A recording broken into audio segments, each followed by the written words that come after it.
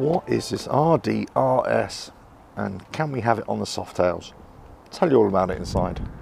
Hello, welcome to RevelatorAlf. Hope you're enjoying the channel and the series. Please like, share, subscribe, leave loads of comments below and check out the website RevelatorAlf.com.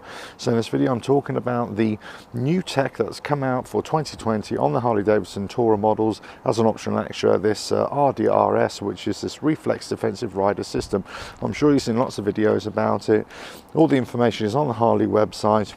So basically it encompasses ABS, enhanced ABS for cornering, linked brakes, enhanced linked brakes for cornering, traction control in cornering, it's got hill hold or vehicle hold, it's got tire pressure monitoring systems, it's got this torque drag control slip system, which is basically stopping the rear wheel from locking up every time you downshift. So there's quite a few systems on there and you wonder, well, why isn't it available on the Softail? Harley Davidson have tried to actually up their game a little bit in terms of tech, making them come into line with other manufacturers who've had this kind of systems.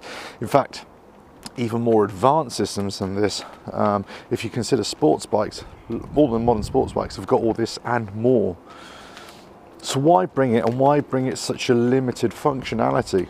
Well, it's probably needed, wasn't it? It's probably needed for the way the market was going.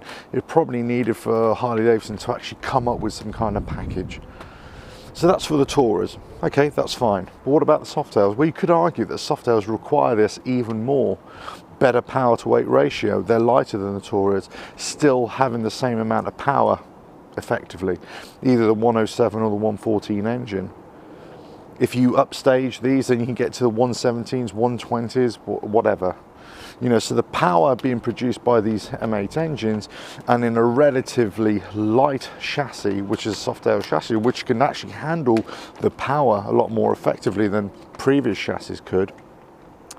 You wonder actually, why isn't it there? I remember when I first rode a Dyna Fat Bob a few years ago. And it was a new model year for the Fat Bob. Took it out for a test ride and I noticed immediately how easy it was for this torque drag to occur, this locking up the back wheel, downshifting. And you've got to understand, I wasn't from the V2M world, I wasn't from the Harley world, I was from the sports bike world. So it was kind of a bit alien to me and I thought, oh, what's going on? But, you know, you quickly adapt to whatever it is. And it didn't happen for the rest of the ride. But this doesn't happen so much with these unless you really push it, and especially in a wet. So do you really need it? Possibly.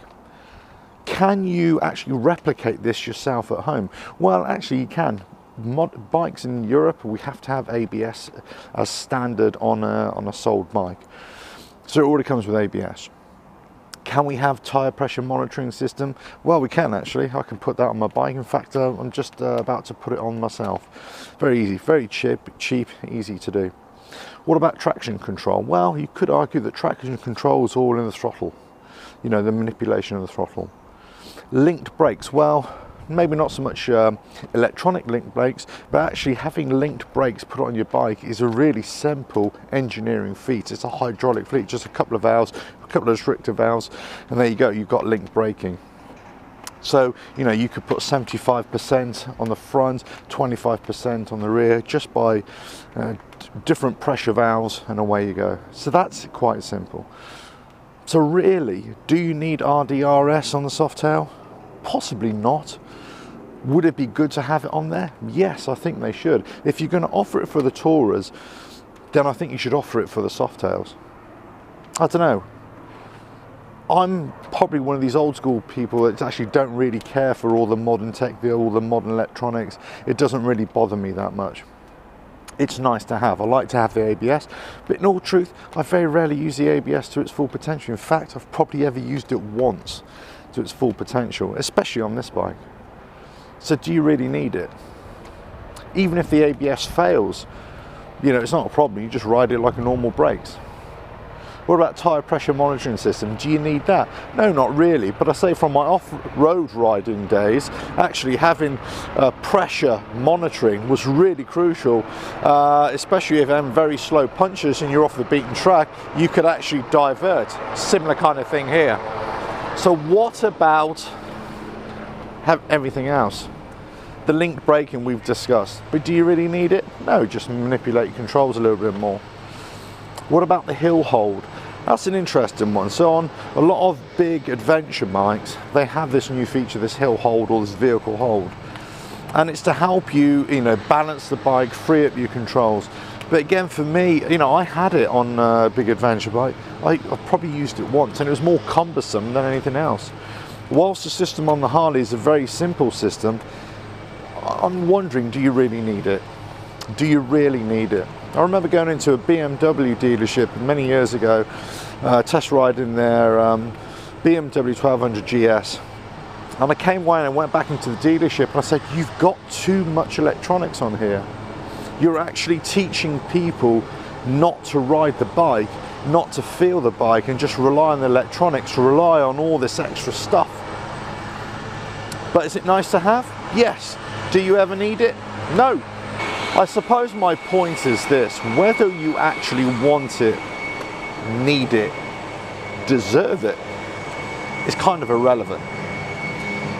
I think my problem is with Harley Davidson in this respect, this RDRS, is that it should be made available to all their models, touring, CVOs, and especially the Softails. There's a big market of Softail riders out there, new riders, and also Harley are actually bringing in a lot of riders from other brand manufacturers who are not going for the tourers. Actually, they're more likely to come to the Softails than to the big tourers. In fact, I repeatedly get comments and emails from people saying, I'm just like you, I've come from a BMW, a Kawasaki, a sports bike, an adventure bike, whatever. This is my first Harley, and the only reason I've come to the Harley is because these Softails are really good and the chassis are really good, and I've been watching your videos, and I really like them. They go and test ride the bikes and they absolutely love them. Not necessarily Sport Glide, but also it could be, Fat Bob, Fat Boy, Deluxe, whatever. It could be any of the Softails. They're loving the Softails. So maybe to actually keep that flow of new customers coming in, they need to start upping the game with the electronics package. You could all argue that obviously there are too many sensors and too many electronics already on here, but this is the modern world, this is modern motorcycling, and in order to get that, to attract these new riders and to retain the older riders, the older Harley riders, Harley needs to keep on improving. So I think if you're going to have this as an optional extra, or why not just make it standard? Make it standard on the bikes. You can have this enhanced safety if that's what you really want, but you're going to have to pay for it. It doesn't make sense. You either have it or you don't. It either comes with it or not. That's my 2 pennies worth. What do you think? Let me know in the comments below. I personally think that you need to have this kind of option on the Softails. Whether you actually need it for your riding, that's a totally different debate, and that comes down to personal choice. Personally, I wouldn't care so much for it myself, but I know a lot of other people would. I know it would give a lot of peace of mind to other riders, and I know some people would say, well, they've got it, so why can't we have it? And it's for that reason that I would say, Harley Davidson, pull your finger out, let's get this RDRS actually on the Softails. Let's actually bring that technology, trickle it down a lot more to these Softails. Don't just keep on pumping in stuff into your, tourers. If you want to put infotainment systems on, let's say your, Softails or some of the Softails, or even as an option, give it that option to have extra electronics on there, extra sensors, because some of it actually is really good. It might not be old school biking, it might not be your bare bones biking, but actually not everybody is into that kind of style of riding. I love it, but I'm also into technology. I'm also into technology that really helps you. I'm not necessarily into technology that takes away your riding skills or makes you overly reliant on technology that numbs your riding skills. However, this can assist. And possibly, it should be an option at least. Let me know what you think. Please like, share, subscribe, leave loads of comments below, and catch you on the next video, whenever that is. Check out the website RevelatorAlf.com and the Harley Parlay page, where I've got all information on Softails and the Sport Glide, and well, check out all the other videos as well. Ta-da now. RevelatorAlf.